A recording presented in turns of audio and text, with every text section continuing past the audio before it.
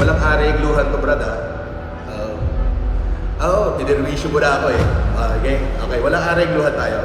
Sabi daw ni Mark Jason Warnacolahewa, isinare ni Nasabi Pilipino lawyer. Ang sabi ni Mark Jason Warnacolahewa sa kanyang post, huwag tayong mababaw mag-isip, sabi niya. Bukas ay hindi hearing ang magaganap, kundi preliminary investigation. Ano tawag doon? Hindi ba hearing sa piskalya ang tawag doon?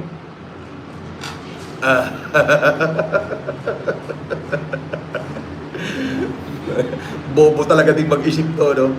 Kundi preliminary investigation. Sa pang-grade 2 niya na final na complaint sa amin. Uy, pang-grade 2 pala. Tignan natin, ha? Pang-grade 2, ha? Okay. Sige, pang-grade 2, okay. Ikaw may sabi niyan, ha? Mark Jason Warnacolahewa. Pang-grade 2 yung final ko. Fine. Walang aregluhan to, brad, ha? Tinirwisyo mo na ako eh. Okay, okay. Walang aregluhan tayo. Pang-grade 2 daw yung pinay ko sa kanya.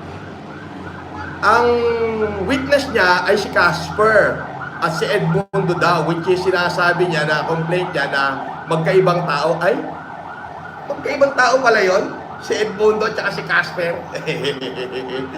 Hindi ka pwedeng maglagay ng witness na hindi magbibigay ng identification at hindi manunumpa ang witness sa piskalya. Alright. Bobo ka. Sinasabi niya sa complaint niya na magkaibang tao daw yun. Inakusahan niya lahat kami ay si Pudgenius. Talaga! Grupo kayo eh. Pudgenius Vlog, Pudgenius Resurgence, Friends of Pudgenius, Pudgenius Devil. Bakit? Pag pinost ni Pudgenius, isi-share mo. Pag pinost mo, isi-share nila. Di grupo kayo, cyber criminal kayo eh. Tama ba? 3 beses nyo akong pinalipat-lipat ng bahay, di ba? Binibidyohan nyo yung bahay ko, di ba? Na hating this oras ng gabi, pinadadala nyo ako ng kabaong, nakapost sa inyo lahat yun, di ba? Ilagan mo yan. Okay. Sabi niya, dinamay pa yung Mr. and Mrs. Santos. Ay, natural! Bakit? Sila kumuha ng picture ko na may sniper scope eh. Nakakita yun eh. Nung kinuunan nila ako, nung pinicturean nila ako, ipinost ni Pudgenius yan ng grupo, ang grupo nyo. Magkakasama talaga kayo. Yan. Pangalawa, at may police report yun at may barangay report. Bukod sa police report, may barangay report, merong report ng security guard ng Homeowners Association. Okay. At hindi lang homeowners ang isa, 3 homeowners yan. Na talagang ini-stock nyo ako sa bahay ko at kung saan ako mapunta. Talagang may threaten sa buhay ko. Di ba? Ilagan nyo na lang.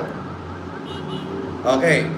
At dahil sa preliminary investigation lang yan, hindi obligado na dumating ka. Mahalaga lang kuhanin ng complaint, kahit abogado mo, pwede gawin yon. Tapos sa second preliminary investigation, dala mo na ang affidavit mo, which is yung sagot mo at complaint na for reason na ulit yon, mga 2 to 3 months.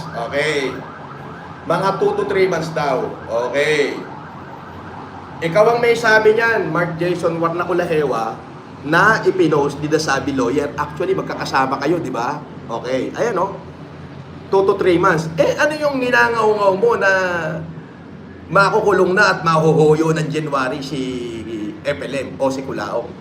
Kung sinasabi mong 2 to 3 months pala ang reso, ano ang totoo sa sinasabi mo? Lagi mong pinagkakalat. Mahuhuyo na ako ng Enero, ng December. Bago sasabihin mo 2 to 3 months ang resolution. Anong kalokohan na pinagsasasabi mo? May dapat pa bang paniwalaan sa'yo?